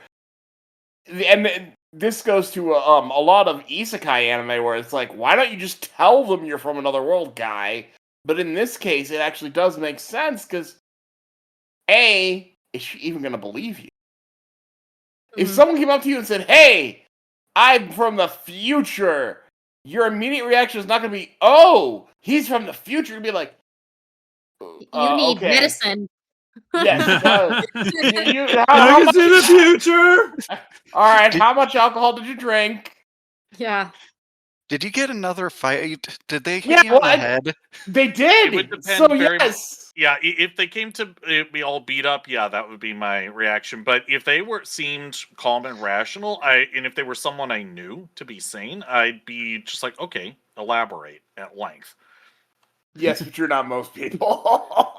Yes, unfortunately. Um, But well, no, I scratch that. Very fortunately. I appreciate how open-minded you seem about it. That's pretty cool. I've watched enough. So, do you remember that show, from bureaucrat to villainess, where it's like where the daughter's like, "Mom, I think Dad's trapped in this Otome game. Take a look," and the mom's instantly on board because she has the context. That's the thing. I'm a nerd. Mm-hmm. Yeah, at this point, all isekai should be like, oh yeah, I understand exactly what's happening here. yeah. You know, the day that I do that, I can tell myself, wow, I watch way too much anime. It's like you were right to watch all that anime. It was all in preparation for today. It wasn't time wasted. You know what? You make an excellent point. But yeah, I thought this was a lot of fun. I'm really looking forward to where this is going. And Arc and Dragon are laughing because I haven't quite caught up on that. We're like a week ahead of Tsunami for them, but I'm not yet. So yeah, this has been a lot of fun. We've been having fun with it. The other people we watch with have also been having fun with it. I like both shows quite a bit. I think I like this one slightly more, but I'm also a sucker for a time travel story. And I'm really curious how that's going to affect things, because it's gone both ways. He saved himself by saving them as well. So it's curious to see where this goes. Mm-hmm. How are you watching as it airs, or are you watching ahead? We're close. We're just one ahead. We Okay. started the week before Toonami did because that was we had extra episodes because the simuldubs we watched were behind because of the ice storm in Texas. Gotcha. So we're like, we have room. Let's try this, and everybody loved it. So we're perpetually ahead. I'm basically gonna wait until we need a reason to not be a week ahead. Like, okay, we have too much on our plate this week. Let's put this off to next week. That's kind of where that came at. But we're close. Okay. So you'll just stick kind of a little bit ahead then. That's our for now, yeah. So Ark, you have anything to add since you're watching it alongside your boys here? Why didn't what's his face, the kid who's now the detective? Why didn't he teach him a little bit of how to fight in between cramming all that other stuff in his head? That's my takeaway from this. Because I mean, my thoughts on this are not something anyone else needs to hear. I wouldn't watch this on my own because I have anger issues, and these sorts of people trigger it so hard. Yeah. And so, my thoughts are neither useful nor interesting to anyone. The bullying is even for very myself. hard. The bullying is very hard to watch. I would be going and finding a machete from somebody's garden and going and taking care of business. Even at risk of my own life. Literally as we were watching, and he's like, "Get a machete." I thought I was muted. I'm sorry, but no, it's fine. I thought it was funny. No, it's like seriously, it's because people like this, especially when they're young, you at least the people who are running the Fight Club, people like that, the only solution is to get rid of them. And when they're that far gone, yeah. When they're I that far think gone, yeah. yeah. he made a Yeah, no, point it- of saying that most bullies, and this is true, most bullies, when you stand up to them, will back down because they're only picking on you right. because This they has think you're gone an easy far beyond target. bullying. This is a boy. Yeah. Honestly, what should happen is like those plainclothes, slick police officer types should be showing up, taking him out back and beating the shit out of him and saying, "Go home." You know, It is a that's little disturbing that they're just are able to operate completely yeah. unfettered.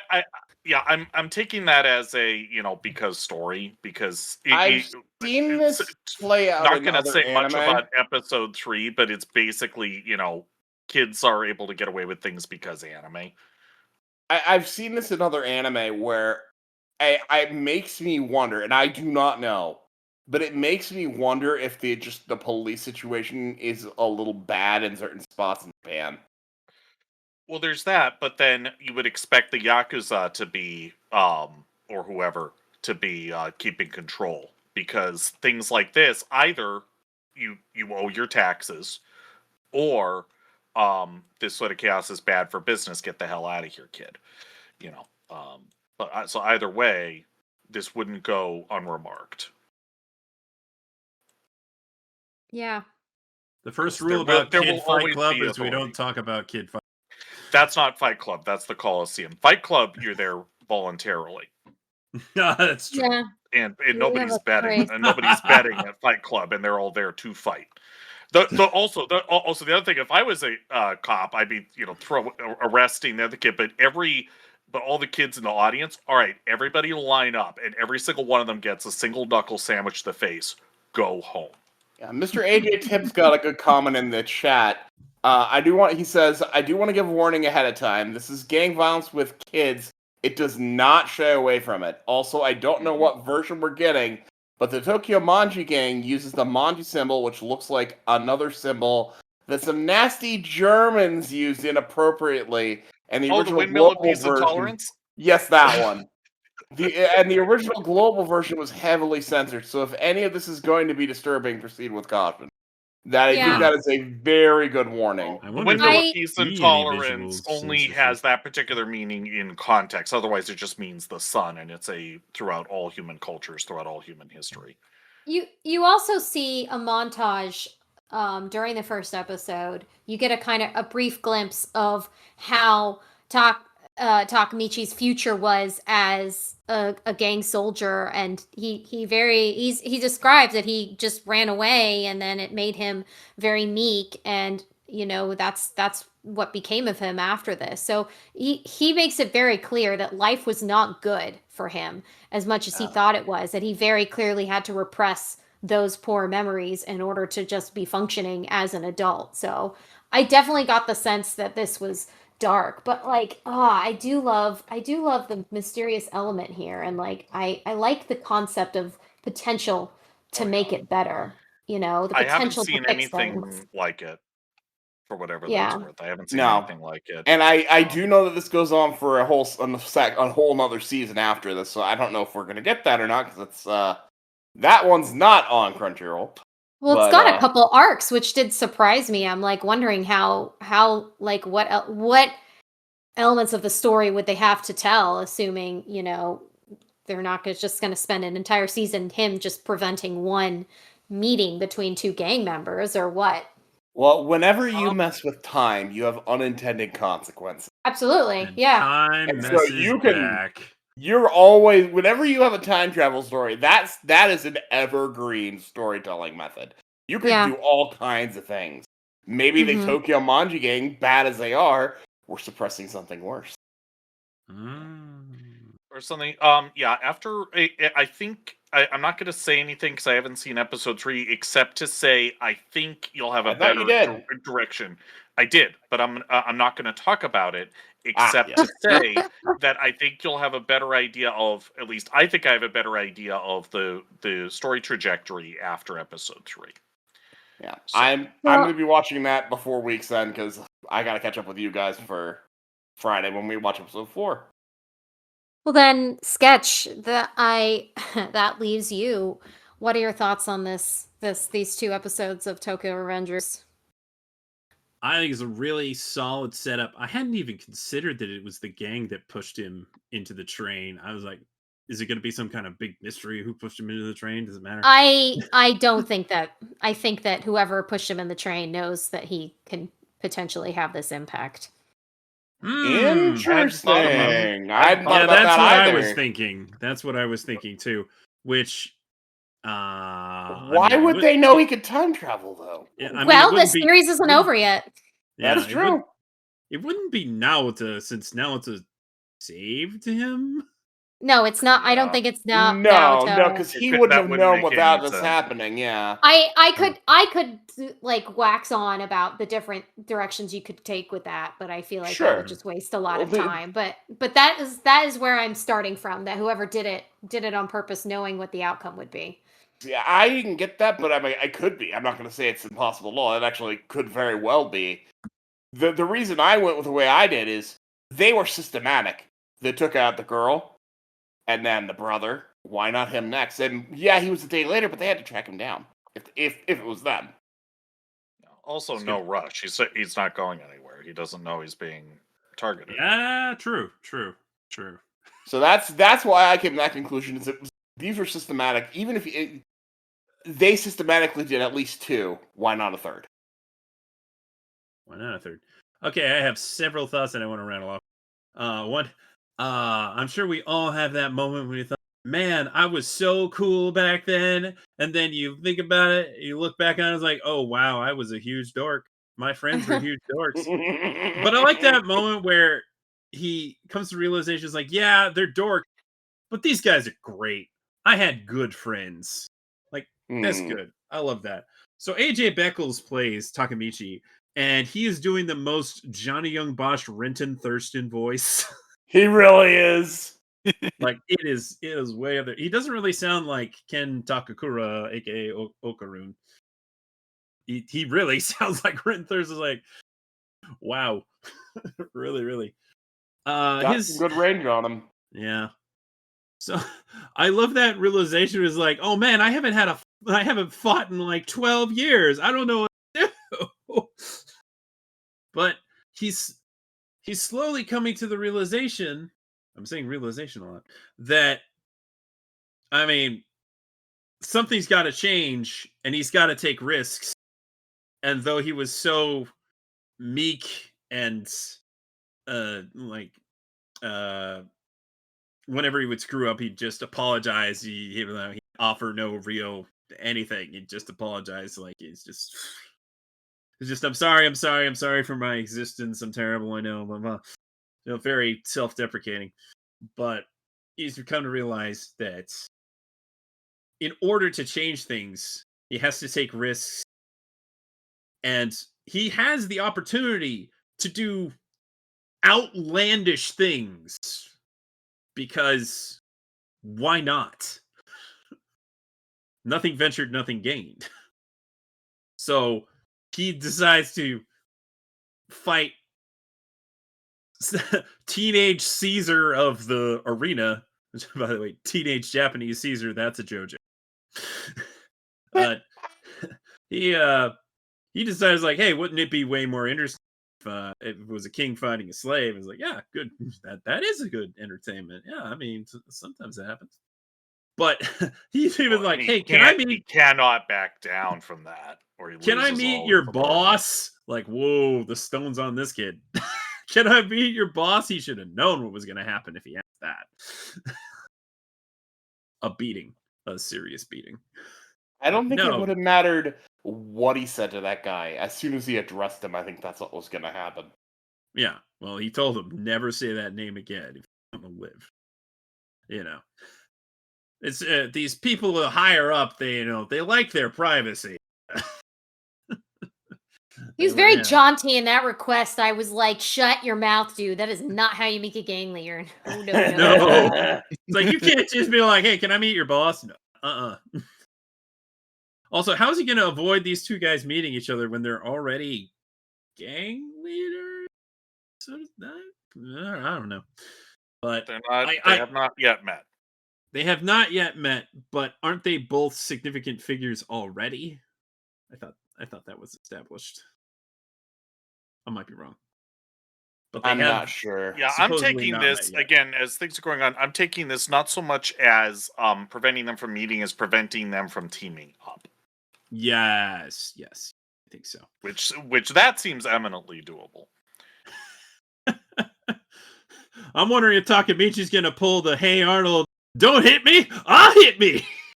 Oh my gosh. Oh, that pilot's so good. 24 hours until you die. Somebody should do a mashup. Somebody should do Oh that. my god. That'd be so great. good. Oh, remember that? Oh my god. That's that spiky hair, man. It's so Dragon Ball. It's so It is. Dragon Ball. But it's just bleached hair. Like you guys are punks. You don't even have the right to call yourself delinquents. Yeah. Oh, I guess that's just what happens when you try to start shit. You become lapdogs. Not a good plan, fellas. Not a good plan. I also Not can't the get over his best. freaking pants, man. His pants. The balloon Well, pants. I mean, if you try to just walk up to get into a pack of dogs, if you're not strong enough to be an alpha or a beta, guess what? You're gonna wind up as the bitch. With balloon Oh, yeah. pants. Also, just apropos of nothing, one of the things that stood out for me for the time travel was the flip phones. I love it. Yes, I the flip love phones that is like, addition. wow, what a blast from the past. Remember. I didn't have a smartphone until 2012, so I absolutely remember. Mhm. Flip phones were great. They I were love so my flip much better. phone. If I didn't need certain functions, I would still have one. I'm the only one who doesn't miss the flip phone at all. See, But it keeps I the love my screen phone. protected. I look at my smartphone as a combination cell phone laptop at this point. That's kind of what it is. That's basically Really, what it is. my screen was never It's a protected. mini laptop with a shit UI. Every time I opened up that flip phone, that I had to wipe that screen down because it doesn't close sealed. Stuff always gets into the Oh, I have to flex true. and everything Where were you carrying it? in my purse. Well, with a flat open one though, it gets stuff on it too. So I mean, I have a Okay, screen but it protector gets- now, so it's not But it really a gets problem. trapped. That's a that's point. fair. That's a good point. It does get trapped in That's I don't miss the fair. flip phones. They're I fun to never see had that though. problem. They're fun to Yeah. look at, but I don't miss them. They are fun to see. It's fun. Or I rather, really- I don't recall ever having that problem, I should say. I really enjoy this show so far. It's quite engaging, and I look forward to seeing what happens next. And what I completely agree. He's not going to win this with brawn because he's not a brawny guy. I mean, he's scrappy. He might be able to win some fights. He might be able to cleverly win some fights, but he's got to use his brains because What he needs is to get somebody with brawn on his side. Oh, definitely. Or learn how to fight. Right. Because, But I mean, we've already ultimately- seen the dude can take a punch. Yeah. Yeah, he can take a lot of punches. And a baseball bat, apparently. But yeah, he's gonna have to unfortunately really get into the lion's den in order to accomplish anything. That's scary for sure, but it seems like he's already mentally preparing himself for that tough journey in order to protect what matters to him. It's really hard to not keep watching. Like, though I can see myself like take, what Mr. AJ Tibb was saying about the violence, needing to like not watch it all at once, but I really wanted to see the next episode. So maybe like watching it in batches. Cause I feel like this show definitely has that forward momentum, which It is really actually very thematically appropriate because it's the beginning of the Lunar New Year and it's the year of the Fire Horse and it's symbolic of forward momentum. So having a plot that also is very forward moving. I know I'm drawing a bit of a stretch here, but anyway, happy Lunar New Year, everybody. Fire horse? Yes. didn't- So it's the year of the I horse, thought it was and just the year then of the horse. yes, but every horse has it has an element, and the element Oh. this year is fire. Okay, something Pokemon. It's a ponyta.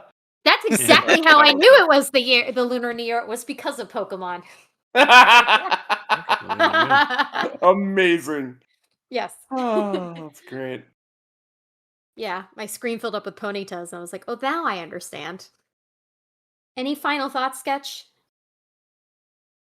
It's great so far. I really look. Oh, one additional just like thought.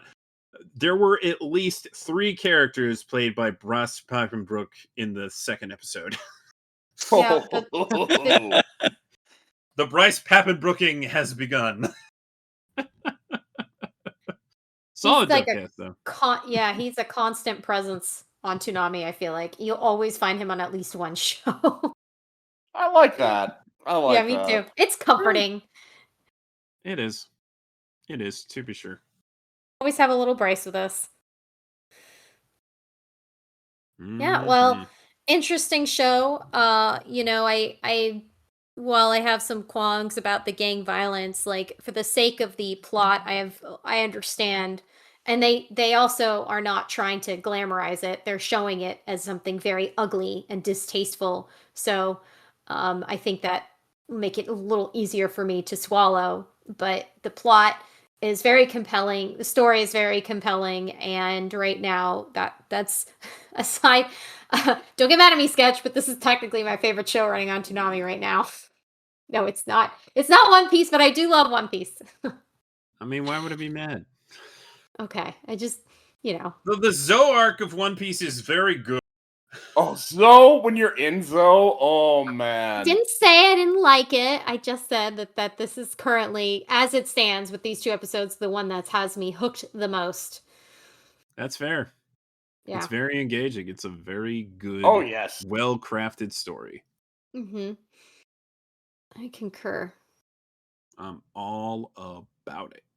Would you say you'd shake hands on that? Aha!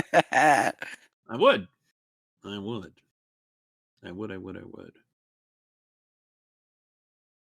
Okay, I guess that'll do it for all our recaps this week. Next week, we'll return to talking about Bleach, but we'll continue to talk about Blue Lock and Primal and save Tokyo Revengers for the week after. That's how we do it. And, yeah, I'd say we have just a little bit of time. So this is worth mentioning. It was brought up in the chat by Hapset Shut. The news that Tubi is picking up a whole bunch of Warner Brothers catalog titles, including Cartoon Network original series and some just downright astonishing things like the Supernatural anime series. I There was really an wanna anime? watch it. Yes, there was. Wow. there it is. It came out in like 2011, and why it didn't air on Toonami, just another. It was. So is Jensen Ackles doing that role too, or is like Batman his first big voice role? Well, he was the Red Hood. Like was he playing himself? I His own think character? I think they don't play them in every episode, but maybe like some. I honestly I don't remember. Yeah. Also, that Mad show from the 2010s. I love that show. That's crazy to see. There's lots of like Naruto and Dragon Ball references in it, and of course Pokemon. But most relevant to Toonami, bunch of DC shows. We got Super Friends. We got the new Batman Adventures, which was labeled as Super Friends when it aired on Toonami. I think that was the case. They got a Justice League. Not entirely clear if they have Justice League Unlimited, but I'm pretty sure it's all of it. They got the Batman. They got Beware the Batman. Beware the Batman Spotted, ladies and gentlemen. Wow. Yeah. And the Real Adventures of Johnny Quest. That one makes me excited. Because Real Yeah. Adventures DVDs were made, but they're good luck finding them anymore. Yeah, and I guess Ben 10 counts Yeah. for a Toonami show. Alien Force here, they don't have Alien Force yet, but it's a Yes. crazy list of shows Well, if that you they're if adding you on here. look what's already on there too, there is so much retro like 80s, 90s shows on here, and Oh, it's yeah. free with ads. Like Tubi's really making some power moves here. I've been kind of messing around with it since those announcements, and there's some good stuff already there. Yeah, and they're gonna have Tiny Toons and Animaniacs and Freakazoid and Tasmania. Tasmania! So many shows. Kid me loved Tasmania. Dexter's Lab, Ed, Edd and Eddy, Evil Carne. Man, such a good list of shows. It's Yeah. awesome. And if you Uh, didn't have HBO Max and couldn't watch those really good Looney Tunes shorts from a couple years back, oh man, it's probably been more than a couple years, like 4 years now. Those will be on there too, which is kind of wild to me. I don't know why HBO Max is letting that out, but yeah. Also, HBO Max Justice League doesn't like Action. cartoons. Justice League Ooh. Action was a I can finally watch it. criminally treated show on Cartoon Network. They buried that show and basically didn't promote it. It was very sad. By the time I learned of it, you couldn't find it anywhere. Oh, I'm gonna watch that. And now you can watch it for free with that. Indeed, I don't mind. Although I'd give them money to not have it. Yeah, I'd give them money if I could too. with that lineup, sure, take my money. Do they not have a paid tier? Nope, it's No. ad supported only. But I will tell you because I was watching the Centurions on it earlier today. Yeah, The ads aren't that invasive. I don't know. I don't do ads at all. So, but I am willing to pay, of course, because it's one or the I other. will tell you straight up that their ads are like 30 seconds and then another 30 seconds later, and that's it. Yeah, they're not particularly intrusive. It felt like watching television in the 90s, which was kind of great. I think that's what they're going for. But yeah, man, there's some crazy things getting out of there. The Dumb and Dumber cartoon, the Dukes of Hazzard cartoon, the Dragon's Lair cartoon. Oh my gosh, Dragon's Lair. Woo, I don't think I that's even a knew deep about cut. that one. Oh, I watched that. There was also a Space Ace cartoon made at the same time period. They don't look as good as the games, obviously, but they're interesting. Yeah. So they And don't those- have. Go ahead. Those were on Cartoon Network once upon a time. Oh, and Way they got back. Powerpuff Girls. That's also a Toonami Ooh. alumni. The original Powerpuff Girls. Not that thing we don't speak of. We don't speak of the other Ah, one. We don't speak of that. Supposedly came out in 2016, but I block it from my memory. Yeah. Good stuff coming to Tubi. Really excited to see them like completely make up for the fact that HBO Max has totally dropped the ball on the Warner Brothers cartoon library. Love to see it. Oh, Really yes. wonder what else they could get, because I might be asking for too much, but okay, Symbionic Titan was on Netflix at some point, so it's possible. It's gotta be possible. And you know what? I think Megas might be too. Ooh. Now, I bought that on iTunes ages ago just to have it, but having more people be able to see it, heck yeah. Absolutely. I mean, it may not be possible. The legalities Ah, yeah. ridiculous, but yeah, it's awesome. I'm very excited for a whole bunch of free cartoons to watch. What a time to be alive. Why do I even pay for subscriptions? This is the sort of thing I would have paid for. Like, I was looking at Netflix, looking for shows like a lot of this a while back, and I'm like, you don't have anything. I'm not paying you. And who knows what else they could possibly get. Not necessarily things that are Toonami related, though.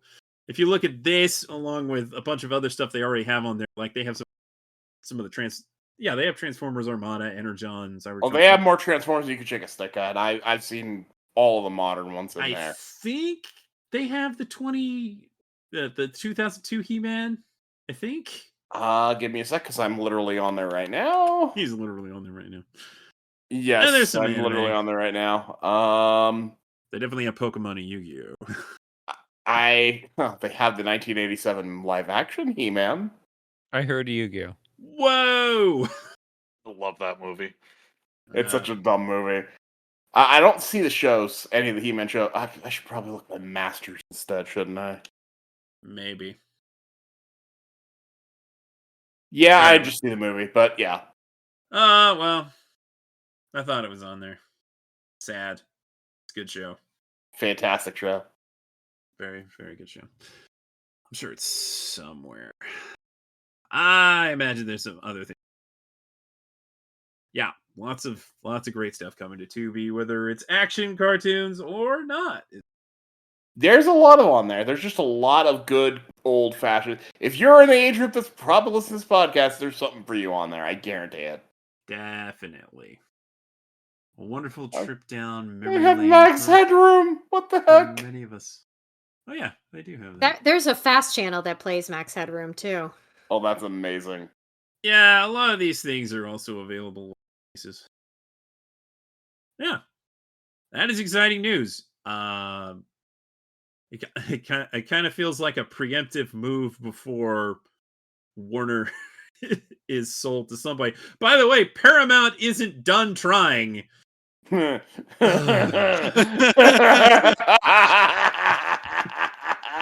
I don't want to talk about that. I see every time there's a news update about that, there's a certain someone on my Discord server who's posting. I'm just like, oh my god. Yeah. I have a lot of feelings about Paramount. Don't we all? Oh, I do too. I do too. Like, what did you do to CBS? What did you do? You ruined it. Ooh. You suck. You crazy people! You blew it up. Yeah, I know people are like, on theaters forever. It's like, yeah, but Ellison could ruin media forever. Oh. Yes. What's more important? I mean, that's a bit hyperbolic, but still, it's neither of them are good. Neither of them are a good thing. But enough about that. Cool stuff to watch on Tubi. Look forward to it. Stuff starts rolling out on March 1st, including Animaniacs and a bunch of those Cartoon Network original shows. Like pretty all the things that were on Checkered Past on Adult Swim. By the way, Dexter's Laboratory is currently on Adult Swim again, 5 p.m. And Ooh. this is I wanted to say it's awesome that Sailor Moon is coming back at 5 a.m., but apparently decided not to do that. What is going on at the programming department? They're doing it, and then they decided not to do it. And then yeah.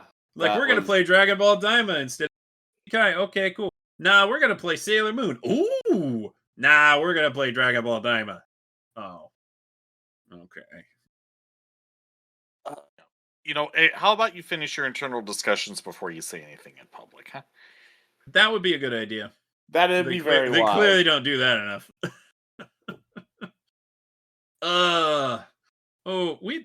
It's probably reading too much into it, but Greg Eagles, the voice of Grim on Grim Adventures of Billy and Mandy, posted on social media that he's on the Green Lantern, the My Adventures with Green Lantern series, in the same universe as My Adventures with Superman. Maybe he's Kilowog. I don't know. That'd be cool. That would be amazing. One of the hashtags was Cartoon Network. I don't know if that means it's going to air on, but it might. Ooh. I mean, clearly HBO Max doesn't care. No, they do care. They care very much about new DC things. It's like all they care about from Warner Brothers catalog. I digress. Still hoping that shows up. And definitely want that third season of Superman sooner than later. Please. But I mean, Toonami's pretty well off right now. We got plenty of things. That is also true. that can wait until Rooster Fighter ends, I think. Oh my That's god, I cannot Probably wait. exactly. Probably gonna be that. I appreciate that they're promoting Rooster Fighter quite a bit during Adult Swim. I mean, they're just showing snippets of the first episode as promos, but it's nice to see them actually go to the effort. Not that they don't usually go to the effort, but this is a bit early for them. So they must Yeah. expect a lot from this series. And I'm hoping to do some special things on the podcast regarding Rooster Fighter if we can correlate them with somebody. We'll see. We'll see. We're also hoping to talk to some people involved in Blue Lock and Tokyo Revengers if we could get that to happen. Hopefully. But then I have to have time to record interviews and the things I do for this podcast. Right. You can email us at podcast@toonamifaithful.com. You can follow us on Facebook.com/ToonamiFaithfulPodcast and on Twitter @ToonamiPodcast. You can listen to the podcast on just about everything, including Apple Podcasts, CastBox, Deezer, Google Podcasts, iHeartRadio, Overcast, Podbay, Podbean, Podcast Addict, Radio.com, Spotify, and the TuneIn app. And you can find every episode of the podcast to stream online at the same place they found the encrypted clinical trials on Lazarus, soundcloud.com/Toonami Faithful Podcast. And get the latest news by following @ToonamiFaithful.com on Blue Sky and @Toonami News on Twitter. And read the news, views, and reviews on ToonamiFaithful.com. R Dragon, tell the folks where they can find you. I have a Twitch channel, R Dragon's Den, and that's the biggest social media presence I have outside of Discord. Does the chat on your Twitch channel work unlike the one right now that I'm looking at? Because mine's not working. As far as I know, the chat does work. I'm looking at chat as far as I can tell. It works. It's me. I'm the problem. Me. Technology sometimes is mean. It's true. Arc doesn't really do anything other than the Simuldub Saints, but You should listen to it. Publicly speaking, yes. Yeah, I do not. I am antisocial, so I don't do social media. makes sense. Maybe we should all be anti-social media. It would be the I- smart choice. That would Unfortunately- make it really hard for us to do all of this, though. It would be make a it smart Yeah, choice. I a lot more Unfortunately, challenging. I'm not smart. What I will say about social media is engage it on your own terms, and if it's unhealthy or you're not interested, don't engage with it. So what I'm hearing is I spend too much time on Reddit. That's what Oh I'm hearing. yes. What kind of subreddits you getting into, girl? Nope. Shout out I'm- to r/shitty technicals. I am Definitely very gardening. That is the best Reddit. I'm I on am gardening pleased Reddit. to say I spent a lot of time on I'm gardening Reddit. not even on Reddit. Haha. I spent a lot of time on gardening Reddit. That's true. Yeah, aside from look at the pictures there. There are a couple of games whose Reddits I'm on once in a while just to share technical things about the game. Last Caretaker Yeah. in particular, but that's not really Reddit. You know what I mean? At least the Reddit that we all love to meet. I mean, there's Reddit and there's Exactly. Laser. Tell the folks where they can find you. Well, you can find me on Twitter at LaserKidPrime, because even in 2011, someone had taken LaserKid. And you can find me on Blue Sky at LaserKid, because I got an early invite to Blue Sky. You can also find me on the podcast that I do with Archangel, the Simuldub Saints, where we talk about Simuldubs, kind of the way we talk about Toonami shows here. It's almost like I kind of borrowed the idea, but kind of went for something that I watch way too much of, which is Simuldubs. And yeah, we've had Sketch on, we've had Kuro on, we've had Steven on, you've all been guests on, so it's a good time. And hopefully we'll be again. Steven, tell the folks where they can find you. Well, you can't find me you can't find me on social media. I was going to say some stupid joke about how I'm antisocial, but at least I'm not You're a antisocial. social media manager. I know. At least I'm not an antisocial sea sponge. Otherwise, I'd be known as a loofah. Oh my god. Yeah. Aside from that, yeah, you can find me on like every social media platform. MXA Goose if you want to follow me. If you don't, I don't care. I tweet about Common Rider, Space Sheriff Gavin. Who knows? Probably mostly about Yu-Gi-Oh. Otherwise, I'll just like all your stuff because that's what I do. All right. And Kuro, tell the folks where they can find you. You can find me on Blue Sky at Happy Kuro Kitty if you search for that. You can also find me on Twitter at Happy Kuro Kitty. And I occasionally host this podcast with my good friend Sketch, who you can find. Where can they find you, Sketch? You can find me on Twitter at Sketch1984 and on me up Sketch94. Yep. Woo! That does it for this episode of the Toonami Faithful Podcast. Always appreciate your listenership, whether you tuned in live or listening to the podcast after the fact. Be sure to share the podcast with your friends if you think they would be interested. And until next time, I got nothing. It's peak! Yo, listen up. Here's a story about a little striker that lives under blue lock. And all day and all night, everything he sees is just blue. Like him, inside and outside all day. Blue his walls with a little blue bathroom and a blue soccer field. And everything is blue for him and himself and everybody around because he ain't got nobody to listen.